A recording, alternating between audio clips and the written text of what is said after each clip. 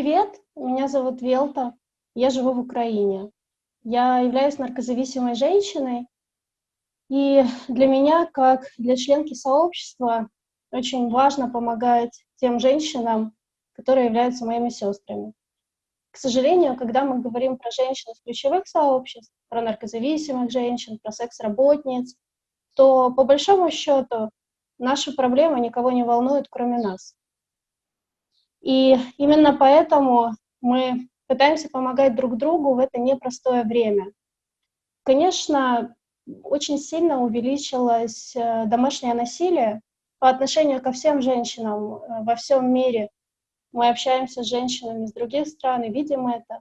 Но если мы говорим про наркозависимых женщин, то, к сожалению, наркозависимые женщины и секс-работницы, в том числе, которые употребляют наркотики, они страдают от домашнего насилия в разы больше, потому что страдают не только от партнеров, но и от родственников, страдают от того, что не всегда могут выйти из дома и получить необходимые им лекарства, а родственники не выпускают их из дома и не воспринимают те состояния, когда женщине плохо без наркотика, как болезненное состояние, а наоборот угрожают, бьют и унижают. Мы не видим поддержки от государства, но мы понимаем, что мы можем друг друга поддерживать.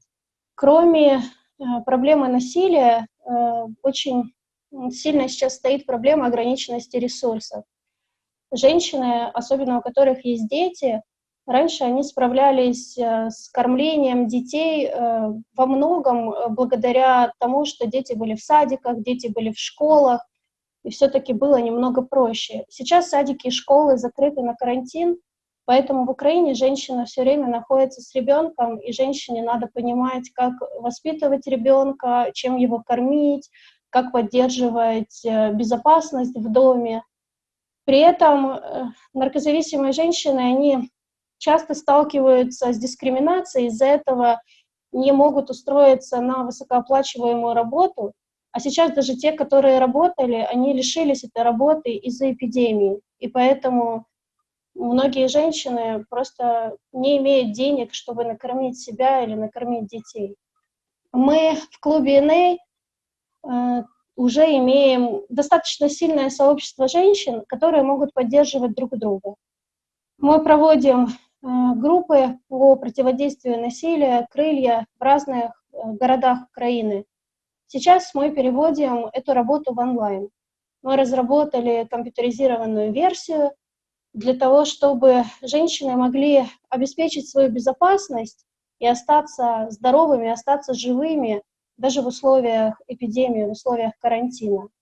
Кроме этого, мы подумали и собрали все проблемы, и мы нашли сейчас поддержку Украинского женского фонда, написали проект, и сейчас разработали такую программу, в которую постарались включить все, что смогли, те методы, инструменты, психологические ресурсы, которые женщина может использовать, когда она сидит дома, чтобы в первую очередь она думала о своей безопасности и о себе, а не о том, кому она что должна.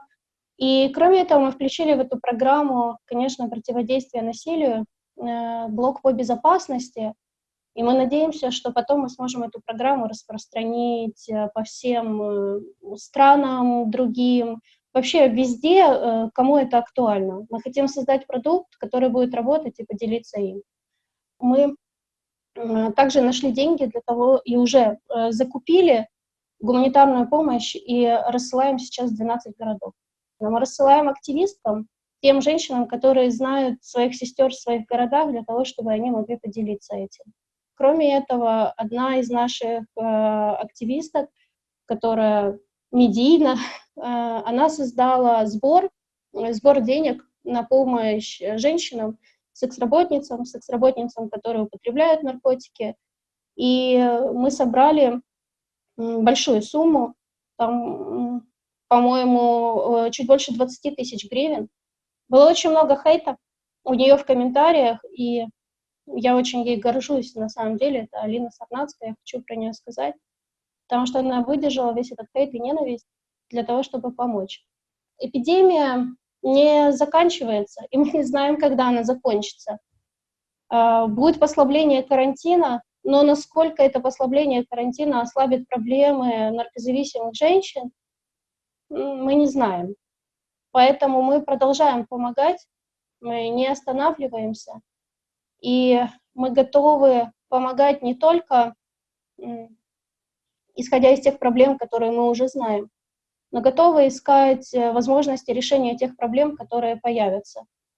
К сожалению, жизни и судьбы наркозависимых женщин, других женщин из ключевых сообществ больше всего волнует только нас самих. А нам бы хотелось, чтобы государство решало наши проблемы. Нам бы хотелось, чтобы наркополитика менялась, чтобы были в Украине изменены законы, потому что на сегодняшний день только факт употребления наркотиков, наличие наркозависимости является поводом отобрать детей и лишить родительских прав. И мы надеемся, что чем больше нас будет становиться, тем быстрее мы это изменим. Сейчас нам всем непросто, и поэтому я хочу сказать, не будьте равнодушны, думайте в первую очередь о себе. Если вы будете живы и здоровы, то тогда вы сможете дать больше помощи тем, кто в этом нуждается. Берегите себя, будьте здоровы и смотрите вокруг открытыми глазами, чтобы не пропустить тех, кто поверит в вас и сможет получить от вас помощь. Спасибо большое.